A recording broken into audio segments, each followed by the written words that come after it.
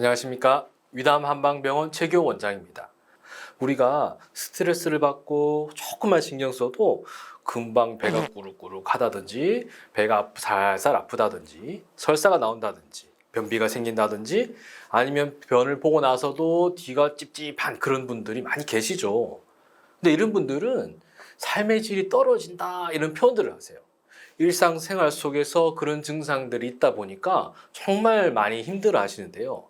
그럼 이런 식의 어떤 감염성 대장 증후군, 어떤 식의 원인이 있고 어떤 식의 치료가 필요할까요? 우리가 한방적으로 보면은 스트레스를 관장하는 기관들이 있어요. 간이랑 심장, 한방적인 간과 심장. 우리가 스트레스를 받다 보면 기운이 막 뭉치게 되거든요. 기운이 울결된다는 표현을 쓰는데 특히 간의 기운이 뭉치게 돼요. 우리 간의 기운이라는 건 봄의 기운이랑 똑같아요. 우리 봄이 되면 우리 퍼져나가고 따뜻한 기운이 퍼져나가서 구석구석까지 따뜻하게 해주는데 마찬가지. 몸에서의 간의 기운도 온몸에 퍼져나가면서 퍼뜨려주고 기운을 소통시켜주는 역할을 하게 돼요. 근데 간의 기운이 뭉치게 되면 우리가 역으로 장을 공격하는 수가 있거든요. 그러면 치료는 어떻게 하냐? 한방적으로는 우리 간의 기운을 풀어주고 장의 기운을 올리는 그런 약들을 쓰게 되고요. 일상적으로는 치료는 어떻게 하면 좋을까?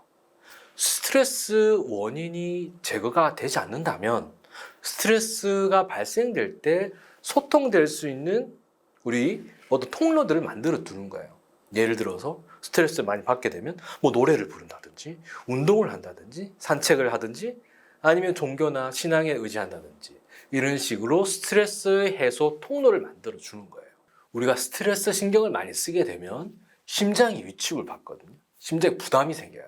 그럼 위장으로 혈류가 못 가게 되니까 우리가 위장 간에 여러 증상들이 생기게 되는 패턴이 생기게 되죠. 그러면은 어떻게? 치료는 심장을 강화하는 한약들을 쓰게 됩니다. 그래서 심장을 강화해서 위장간으로 가는 미세 혈류 순환을 개선시키게 되고요. 그 다음에 일상적인 치료는 어떻게 하면 되는가? 심장을 강화시키면 돼요. 심장 강화 어떻게? 어렵지가 않아요. 쉬워요. 걷기 운동. 40분 이상 걷기, 약간 숨이 찰 정도로 유산소 운동 같은 걸 하시라는 거예요. 자전거 타기도 좋고, 등산도 좋고, 그 다음에 걷기 운동도 좋고, 그러다 보면 당장은 태가 나지 않아요. 그러나 우리가 적금을 쌓듯이 하다 보면은 점점 더 심장이 강해지고, 그 다음 위장간으로 가는 혈류순환이 개선되니까 증상이 갈수록 덜해지는 쪽으로 갈 수 있어요. 그 다음에 우리가 장의 기능이 떨어지는 경우가 있어요. 장의 기능이 떨어진다? 한방적으로 담이라는 게 있어요. 그게 뭐냐? 쉽게 설명드리면 음식 찌꺼기가 썩은 거. 그 음식 찌꺼기 썩은 담이라는 독소가 위장의 외벽에 영향을 주게 되면 심해지는 경우 굳어지는 패턴으로 나타나는 분들이 있어요. 그래서 잘 낫지 않는 감염성 환자분들, 만약에 진찰을 해서 굳어지는 패턴이 있다. 그럼 이 굳어진 패턴을 풀게 되면 좋아지는 경우가 있어요. 왜? 우리 장이 굳어지게 된다. 장의 기능이 떨어지게 된다.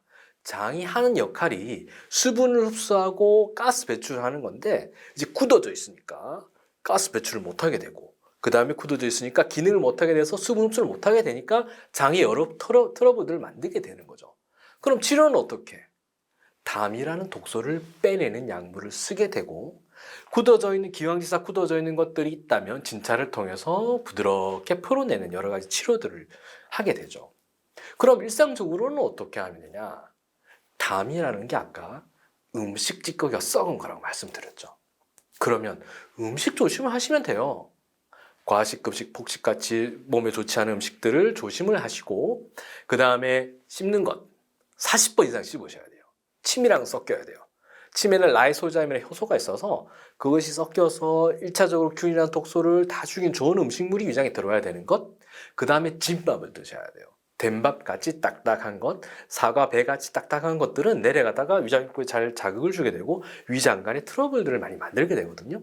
40번 씹고 진밥 드시고 그 다음에 우리 딱딱한 친구들을 덜 드시고 그 다음에 바나나나 아니면 떡같이 끈덕끈덕한 친구들도 내려가다가 위장간에 자극을 많이 주게 돼요. 그런 것들도 피해 주시고 그 다음에 독소가 많이 들어있는 음식들, 인스턴트라든지 밀가루라든지 이상한 첨가물들이 많이 들어간 음식들도 삼가를 해주시면 돼요. 그러면 담이 덜 생기고 담으로 인해서 위장관이 굳어지는 패턴까지도 예방을 할 수 있다라고 말씀을 드리는 거죠.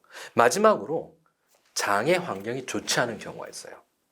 장의 환경이란 게 뭐냐? 장에는 균들이 많이 살아요. 좋은 균도 살고 나쁜 균도 사는데 좋은 균들이 많이 살아야 작은 보이지 않는 미세 염증들도 없애버리고 장의 트러블도 사라지게 만드는데 나쁜 균들이 많으면 썩어버린 나쁜 가스들이 많이 생기고 장의 트러블, 염증들을 많이 유발하게 돼요. 그러면 치료는 어떻게? 일상적인 접근은 아시죠? 프로바이오틱스, 유산균을 드시는 거예요. 좋은 균을 넣어주는 거죠. 그럼 좋은 균을 넣어주면 끝이냐? 아니에요. 얘들을 잘 키우셔야 돼.